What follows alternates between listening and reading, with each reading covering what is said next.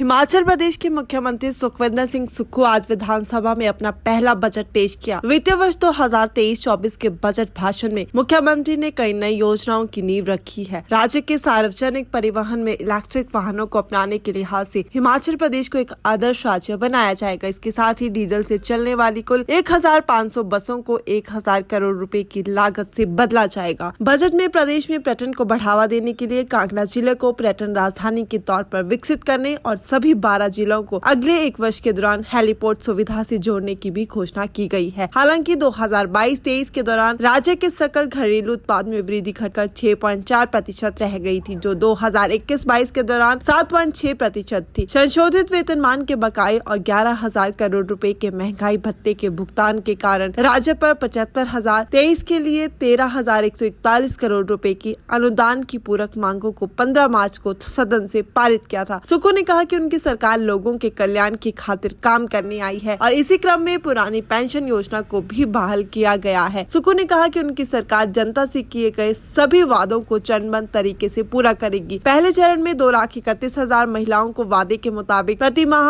1,500 रुपए दिए जाएंगे। उन्होंने राज्य के सरकारी स्कूलों में पढ़ने वाली 20,000 लड़कियों को इलेक्ट्रिक स्कूटी खरीदने पर 25,000 रुपए की सब्सिडी देने की भी घोषणा की है। हिमाचल प्रदेश बजट की प्रमुख घोषणाएं की गई है। 10,000 मेधावी छात्रों को टैबलेट दिए जाएंगे। सरकारी स्कूल की छात्राओं को इलेक्ट्रिक स्कूटी पर 25,000 की सब्सिडी का प्रावधान किया गया है। 31 मार्च 2026 तक हिमाचल को ग्रीन स्टेट बनाने की घोषणा भी की गई है। इसी के साथ anganwadi, ASHA worker, mid day meal worker, water carrier, MTTS worker, outsource सिलाई अध्यापकों का मानदेय 500 रुपए बढ़ाया जाएगा। मजदूरों की दिहाड़ी 25 रुपए से बढ़ाकर 325 की गई है। विभिन्न विभाग में 25,000 पद भरने की भी घोषणा की गई है। सरकार शराब के ठेकों की नीलामी पारदर्शिता लाने से सरकार की आय में भारी बढ़ोतरी भी की बात कही है। शराब की हर बोतल पर 10 रुपए के हिसाब से दूध के लिए सेस लगेगा। वाटर सेस से भी सरकार की आय में 4,000 करोड़ की आय की उम्मीद है। 3 महीने हुए हैं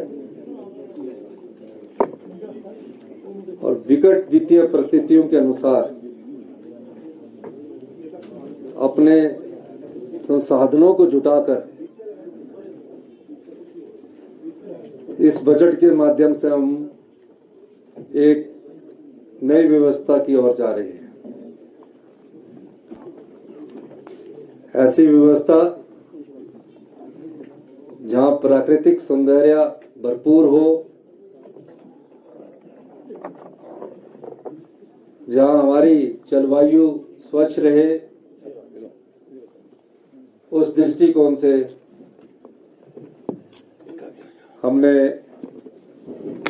इस बजट का प्रारूप तैयार किया है।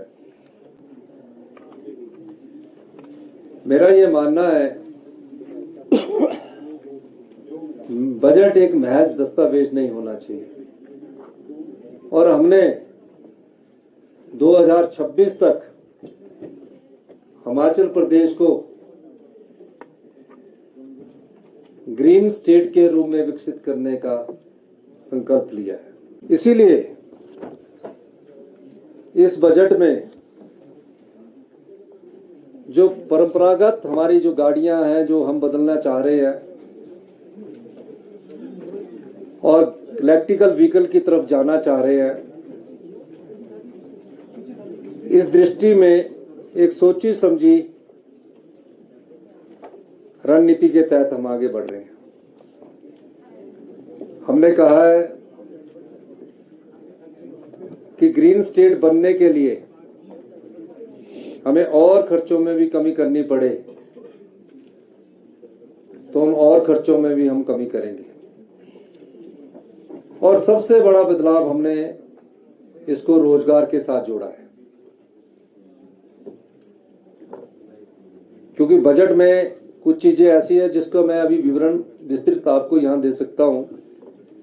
हमने कहा कि 250 किलोवाट से लेकर 1 मेगावाट के जितने भी सोलर पावर प्रोजेक्ट्स लगेंगे उस पर हमारी सरकार 40% की सब्सिडी देगी। मैं इसलिए कर रहा हूं क्योंकि इसमें तो आंकड़े हैं।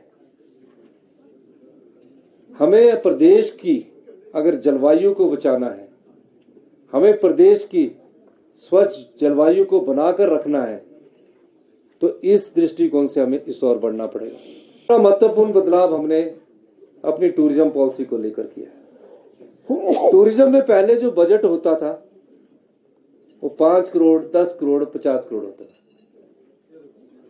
अब टूरिज्म कैसे बढ़े और टूरिज्म को कैसे आगे बढ़ने के लिए कदम बढ़ाए जाए। हम पूरे हिंदुस्तान में टूरिस्ट बुलाते हैं।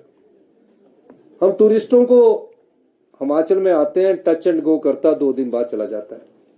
हमने कभी ये स्टडी नहीं किया कि टूरिस्ट यहाँ 1 हफ्ता क्यों नहीं रहता। जब हम ये स्टडी करेंगे कि 1 हफ्ता टूरिस्ट यहाँ रहेगा तो हमारी जीएसटी भी बढ़ेगी, हमारा रेवेन्यू भी बढ़ेगा, हमारे और सोर्स भी बढ़ेंगे। तो उसके लिए सबसे पहले क्या चीज की जरूरत होती है?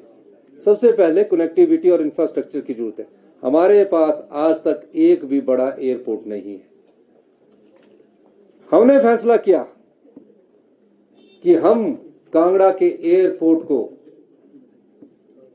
3100 मीटर का बनाएंगे और उसके लिए भू अधिग्रहण किया जाएगा और उसके लिए 2000 करोड़ रुपए का प्रबंध कर दिया गया है।